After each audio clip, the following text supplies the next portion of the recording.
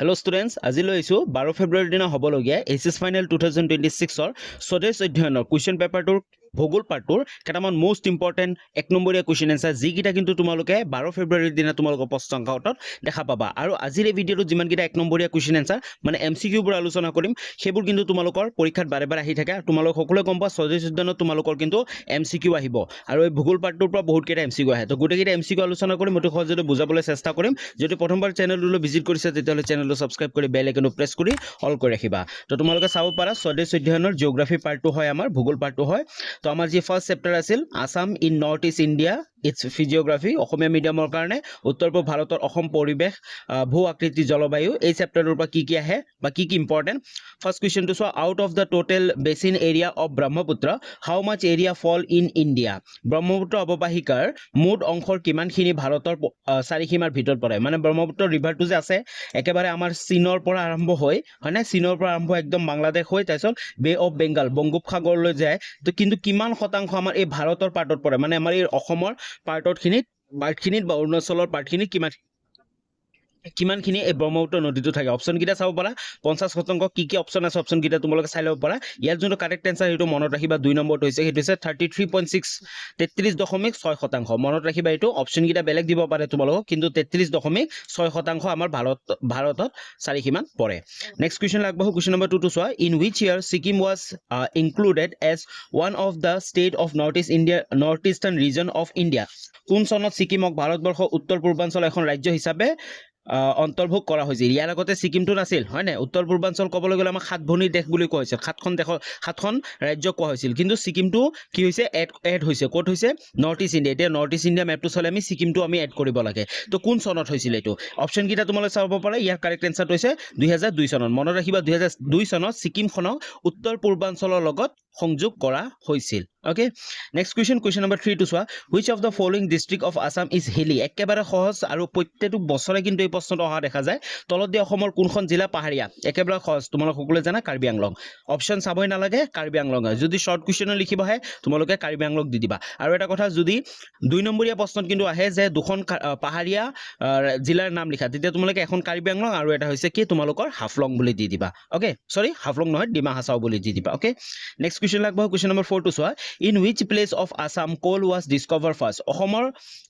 কোন স্থানত প্ৰথমে কয়লা আৱিষ্কাৰ হৈছিল এই কুৱেশ্যনটো ভেৰি ইম্পৰ্টেণ্ট অপশ্যনকেইটা তোমালোকে চাব পাৰা নাহৰকটীয়া লিডু মাৰ্ঘেৰিটা কিবা কিবি আছে ইয়াৰ কাৰেক্ট এনসাৰটো হৈছে মাকুম অসমৰ মাকুমত প্ৰথম কয়লা আৱিষ্কাৰ হৈছিল ওকে মনত ৰাখিবা এই কুৱেশ্যনটো নেক্সট কুৱেশ্যন নম্বৰ 5 টো চোৱা how many types of soils are there in Assam অসমত কেই প্ৰকাৰৰ মাটি পোৱা যায় একেবাৰে সহজ ইয়াৰ এনসাৰটো হৈছে 3 অসমত 3 প্ৰকাৰৰ মাটি পোৱা যায় ওকে অপশ্যনকেইটা চোৱা 4 5 2 3 ইয়াৰ এনসাৰটো হৈছে 3 নেক্সট কুৱেশ্যন নম্বৰ 6 টো চোৱা এই কুৱেশ্যনটো কিন্তু very very important which state of the following in out of সাত বাহিনী তো নিম্নোক্ত কোনখন ৰাজ্য সাত ভনীৰ বাহিৰত মানে সাত ভনীৰ দেশ বুলি কোৱা হয় মানে সাতটা ৰাজ্যক কি বুলি কোৱা হয় নৰ্থ ইষ্টৰ সাত ভনীৰ দেশ বুলি কিন্তু কোৱা হয় কিন্তু এটা ৰাজ্য আছে যিটো ৰাজ্য সাত ভনী দেশৰ বাহিৰত যেনেকৈ ছিকিমটো কাৰণ ছিকিমটো 2002 চনতহে আমাৰ নৰ্থ ইষ্টৰ লগত উত্তৰ পূৰ্বাঞ্চলৰ সংযোগ হৈছে তাৰ আগতে কিন্তু আমাৰ যে সাতখন ৰাজ্য আছিল সেই সাতখন ৰাজ্য সাত ভনী দেশ বুলি কয় কিন্তু ৰিসেন্টলি ছিকিম জইন হৈছে কিন্তু ছিকিমক সাত ভনী ৰাজ্য কোৱা নহয় ওকে নেক্সট কুৱেশ্যন আগবাঢ়ো কুৱেশ্যন নম্বৰ 7 টো চোৱা in which year the historic cotton college was established in Guwahati এই প্ৰশ্নটো ভেৰি ভেৰি ইম্পৰ্টেণ্ট কোন চনত ঐতিহাসিক কটন কলেজ গুৱাহাটীত প্ৰতিষ্ঠা হৈছিল এই কুৱেশ্যনটো ভেৰি ভেৰি ইম্পৰ্টেণ্ট একেবাৰে সহজ মনত ৰাখিবা 1901 শতিকাৰ যি 20th চেঞ্চুৰী 20th চেঞ্চুৰী ষ্টাৰ্টিঙৰ সময়ত 1901 চনতে কি হৈছিল এই কটন কলেজটো গুৱাহাটীত স্থাপন কৰা হৈছিল ওকে নেক্সট কুৱেশ্যন আগবাঢ়ো কুৱেশ্যন নেক্সট এতিয়া আমি যি তোমালোকৰ চেপ্টাৰ 2 আছে ডেমোগ্ৰাফি অফ আসাম অসমৰ জনদৃষ্টিপাত এই চেপ্টাৰটোৰ ইম্পৰ্টেণ্ট কুৱেশ্যন এনসাৰবোৰ একেবাৰে মনত কৰি ৰাখি যাবা যাতে আৰু এবাৰ পঢ়িব নালাগে এই ভিডিঅ'টো চাই থাকা আৰু লগৰ মনত ৰাখি থাকিবা কুৱেশ্যন নম্বৰ 8 টো চোৱা in which state of north eastern region region the population density found to be highest উত্তৰ পূৰ্বাঞ্চলৰ কোন ৰাজ্যৰ জনসংখ্যা আটাইতকৈ বেছি কোনখন ৰাজ্যৰ জনসংখ্যা আটাইতকৈ বেছি কিন্তু এই কোৱেশ্চনটো অকমান ভুল হৈ আছে তোমালোকে চাই লোৱা মই তোমালোকক কৈ দিছো যদি আমাক খুদে যে কোনখন ৰাজ্যৰ জনসংখ্যা আটাইতকৈ বেছি তেতিয়াহলে আমাৰ কি হ'ব অসমখন হ'ব কিন্তু যদি আমাক পপুলেশ্যন ডেন্সিটি জনসংখ্যাৰ হাৰ বুলি কোৱা হয় তেতিয়াহলে কিন্তু ইয়াৰ উত্তৰটো হ'ব নাগালেণ্ড ওকে মনত ৰাখিবা জনসংখ্যা ডেন্সিটি অফ পপুলেশ্যন ডেন্সিটি কিন্তু আটাইতকৈ বেছি নাগালেণ্ডত কিয় আটাইতকৈ বেছি ডেন্সিটি আমি কেনেকৈ ওলাম যিকোনো এটা ৰাজ্যৰ কিমান এৰিয়া আছে আৰু কিমান পপুলেশ্যন আছে তাক যদি আমি ডিভাইড কৰি আমি পপুলেশ্যন ডেন্সিটি পাওঁ ওকে নেক্সট কুৱেশ্যন আগবাঢ়ো কুৱেশ্যন নম্বৰ 9 টো চোৱা in Assam under which sector of economic activity the highest number of people have been engaged have been engaged হ'ব ওকে তো অসমৰ কোনটো অৰ্থনৈতিক বৃত্তিত সৰ্বাধিক ব্যক্তি জড়িত হৈ আছে প্ৰাইমাৰী সেকেন্ডাৰী টাৰ্চিয়াৰী কোৱাটাৰ্নাৰী ইয়াৰ কাৰেক্ট আনসাৰ হৈছে প্ৰাইমাৰী কাৰণ বেছিভাগ মানুহে কি খেতিবাতি কৰা হয় তো খেতিবাতি কি হয় প্ৰাইমাৰী বৃত্তি হয় হয়নে প্ৰাইমাৰী সেক্টৰ হয় তো অলৰেডি তোমালোকেতো জানাই প্ৰাইমাৰী সেক্টৰ যদিও নাজানা মই কৈ দিওঁ যিবোৰ মানে আমাৰ বৃত্তি থাকে বা আমাৰ কাৰ্য থাকে ৱৰ্ক থাকে সেইবোৰ যেতিয়া আমি কি কৰোঁ ডাইৰেক্ট এনভাইৰনমেন্টৰ পৰা কালেক্ট কৰোঁ মানে হয়তো আমি কি কৰোঁ খেতিবাতি কৰোঁ ডাইৰেক্ট প্ৰকৃতিৰ পৰা লওঁ নাইবা আমি কিবা সংগ্ৰহ কৰোঁ হয়নে কাঠ সংগ্ৰহ কৰোঁ খৰি সংগ্ৰহ কৰোঁ ফল মূল সংগ্ৰহ কৰোঁ বা আমি মাইনিং কৰোঁ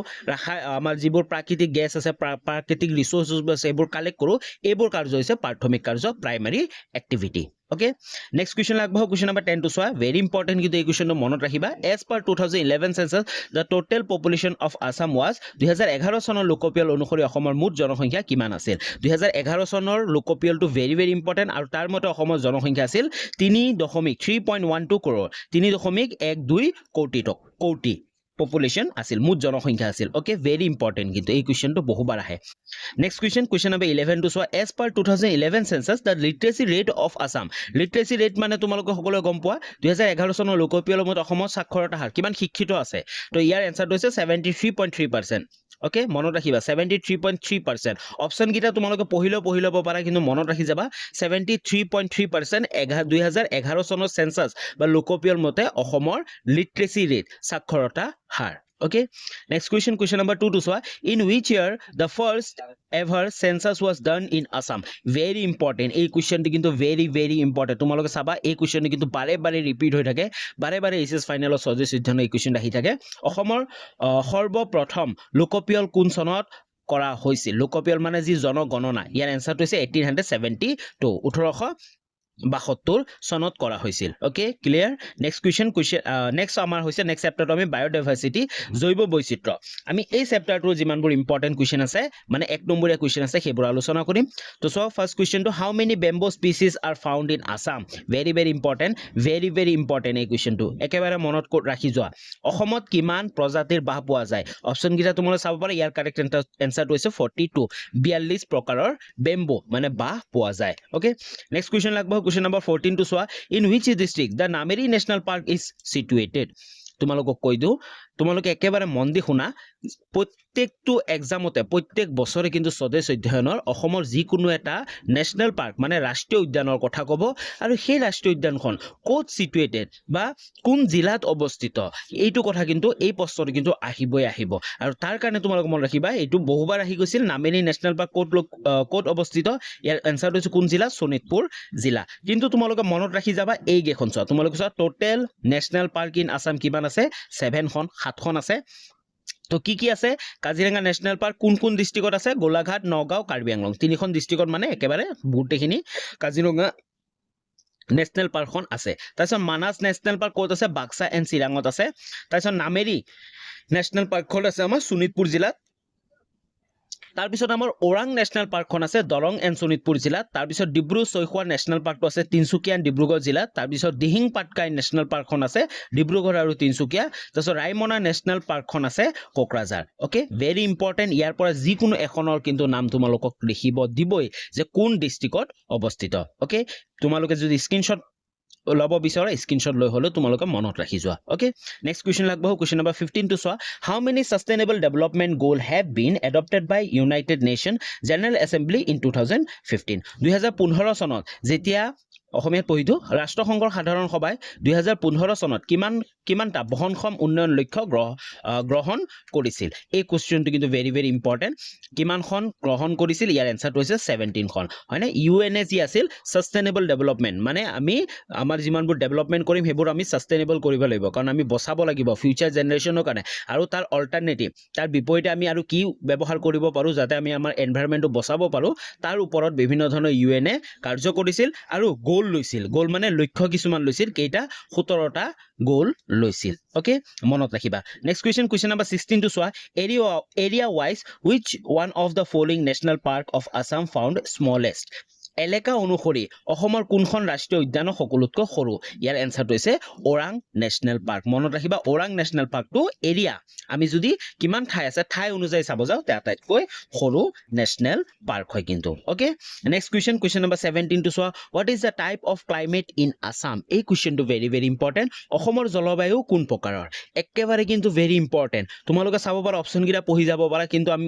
এনসাৰটো কৈ দিও ৱেট সাবট্ৰপিকেল সেমেকা উপক্ৰান্তীয় জলবায়ু অসমৰ জলবায়ুটো হৈছে ৱেট সাবট্ৰপিকেল অসমীয়াৰ কাৰণে সেমেকা উপক্ৰান্তীয় জলবায়ু ওকে মনত ৰাখিবা নেক্সট কোৱেশ্চন নেক্সট এতিয়া আমি নেক্সট চেপ্টাৰটো যি ইকনমিক ষ্ট্ৰাকচাৰ এণ্ড পটেনশিয়েলিটিজ আছে অসমৰ অৰ্থনৈতিক গঠন আৰু সম্ভাৱনীয়তা এই চেপ্টাৰটোৰ important MCQ বোৰ চাম তো ফাৰ্স্ট question to চোৱা 18 number question one of the total production in India what percent of crude oil is produced in India ভাৰতবৰ্ষৰ মুঠ অধিক তেল উৎপাদনৰ অসমে কিমান শতাংশ উৎপাদন কৰে তো কোৱেশ্চনটো অকমান লিখা কিবা কিবি ভুল হৈছে এটো তোমালোকে বাদ দিয়া তো কিমান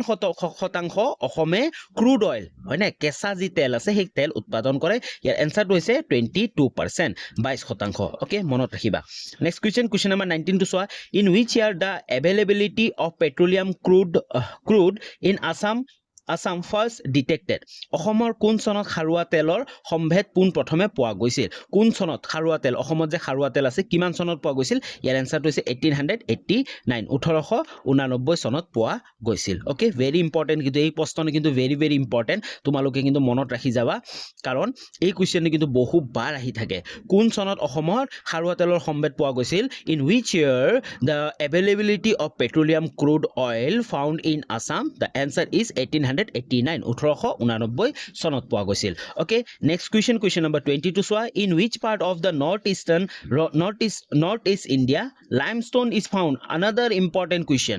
সেইটো হৈছে উত্তৰ পূব ভাৰতৰ কোন অঞ্চলত চূণশিল পোৱা যায় এই কোৱেশ্চনটো কিন্তু ভেৰি ভেৰি ইম্পৰ্টেন্ট চূণশিল কোন অঞ্চলত পোৱা যায় অপচন কিটা তোমালোকে চাব পাৰা কাৰ্বি আংলং মিজোৰাম বৰাক ভেলী গুৱাহাটী ইয়াৰ এনসাৰটো হৈছে কাৰ্বি আংলঙত কিন্তু চূণশিল পোৱা যায় অসমৰ বুলি কৈছে ওকে নেক্সট কোৱেশ্চন লাগবাহো Next question number 21 to চোৱা in which year coal was discovered in Assam কোন চনত অসমত কোল মানে কয়লা আৱিষ্কাৰ হৈছিল ইয়াৰ আগতে আমি কি পাইছিলো ক্ৰুড অইলৰ কথা পাইছিলো কিন্তু এতিয়া আমাক খুদিছে যে কয়লা কেতিয়া কোন চনত অসমত কোন চনত কয়লা আৱিষ্কাৰ হৈছিল ইয়াৰ এনসাৰটো তোমালোকে অপচন কিটা পঢ়ি লব পাৰা মই অপচন কিটা পঢ়ি নাথাকো ইয়াৰ এনসাৰটো হৈছে 1847 1847 চনত অসমত কয়লা আৱিষ্কাৰ হৈছিল ওকে কয়লা আৰু পেট্ৰলিয়াম দুটাৰ মাজত কিন্তু তোমালোকে কনফিউজন নহবা দুটাৰ এটা কিন্তু যিকোনো এটা প্ৰশ্ন অহা দেখা যায় নেক্সট question number 22 to চোৱা in which year the terrace of crude oil was found in Assam অসমত খাৰুৱা তেলৰ সম্ভেদ কেতিয়া পোৱা গৈছিল অলৰেডি আমি আলোচনা কৰিলে 1889 চনত 1889 চনত এই কোৱেশ্চনটো চোৱা তোমালোকে বাৰে বাৰে ৰিপিট হৈ আছিল okay next question number 23 to চোৱা in which place of Assam coal means black diamond was discovered first okay already চোৱা তোমালোকে এই কোৱেশ্চনটো বেলেগ এটা বছৰত আহিছিল মই কোৱেশ্চনটো অলৰেডি জানা আনসাৰ কলো আমি মাকুম কিন্তু চোৱা তোমালোকৰ এইগিটা কোৱেশ্চনে কিন্তু তোমালোকৰ বহুত ভেৰি বেছিকে এক্সামত বাৰে বাৰে ৰিপিট হৈ থাকে তো এইগিটা কোৱেশ্চন তোমালোকে চাই যোৱা কিন্তু ওকে নেক্সট কোৱেশ্চন নেক্সট আমাৰ নেক্সট চেপ্টাৰটো হ'ব map reading and geographical data representation মানচিত্ৰ অধ্যয়ন আৰু ভৌগোলিক তথ্যৰ উপস্থাপন ইয়াৰ পৰা মেইন ফাৰ্ষ্ট কুৱেশ্যনটো হৈছে 24 নম্বৰ কুৱেশ্যনটো in which type of map scale the unit like centimetre inch feet etcetera are not mention কোনবিধ মানচিত্ৰ মাপনিৰ সেন্টিমিটাৰ ইঞ্চ বা ফুট আদি এককৰ উল্লেখ নাথাকে অপশন গিটা তোমালোকে পঢ়ি ল'ব পাৰা ইয়াৰ কাৰেক্ট এনসাৰটো হৈছে ৰিপ্ৰেজেন্টেটিভ ফ্ৰেকশন হয় নিৰূপক ভগ্নাংশ এই স্কেলটোত কি এইবোৰ মেনশন নাথাকে ওকে মনত ৰাখিবা নেক্সট কোৱেশ্চন নম্বৰ 25 টো চোৱা recent Landsat imagery has provided that the percentage of forest cover in Assam is dash উপগ্ৰহৰ পৰা প্ৰাপ্ত তথ্য অনুসৰি অসমৰ বনাঞ্চল ঠাই 10% অলপ স্পেলিংটো ভুল হৈ আছে টাইপিংৰ ভুল হয় তো কিমান শতাংশ অসমৰ বনাঞ্চল আছে ইয়াৰ এনসাৰটো হৈছে 27% ওকে নেক্সট কোৱেশ্চন আগবাঢ়ো ওকে তো এইখিনিলৈ আছিল নেক্সট আৰু এটা ভিডিও আহিব ডেসক্ৰিপচনৰ লিংক থাকিব তাত আমি 2 নম্বৰী আৰু 3 নম্বৰী কোৱেশ্চন আনসাৰ আলোচনা কৰিম আজিৰ ভিডিওটোত আমি জিওগ্ৰাফি যিমান গিটা এমসিকিউ পৰা আলোচনা কৰিলে তোমালোকে মন ৰাখিবা 6 নম্বৰ তোমালোকে এমসিকিউ আহিব আৰু এই 6 নম্বৰ তোমালোকে ইয়াৰ পৰাই তোমালোকৰ থাকিব তো তোমালোকে এইগিটা প্ৰতিটো কোৱেশ্চন ধুনিয়াকে চাই যোৱা আৰু তোমালোকে ভালকে এক্সাম দিবা ওকে আজিলৈ ইমানখিনি আছিল যদি ভিডিওটো ভাল পালা তেতিয়াহলে লাইক কৰিব নাপাহৰিবা চেনেলটো সাবস্ক্ৰাইব কৰি ল'বা নেক্সট এক্সামবোৰ আহি আছে তাৰ কাৰণে তোমালোকৰ কমন আৰু ইম্পৰ্টেন্ট ভেৰি ইম্পৰ্টেন্ট কোৱেশ্চনবোৰ তোমালোকে এই চেনেলটোত পাই থাকিবা তো আজিলৈ ইমানখিনি আছিল পুনৰ লগ পাম নতুন এটা ভিডিও লৈ তেতিয়ালৈ বাই বাই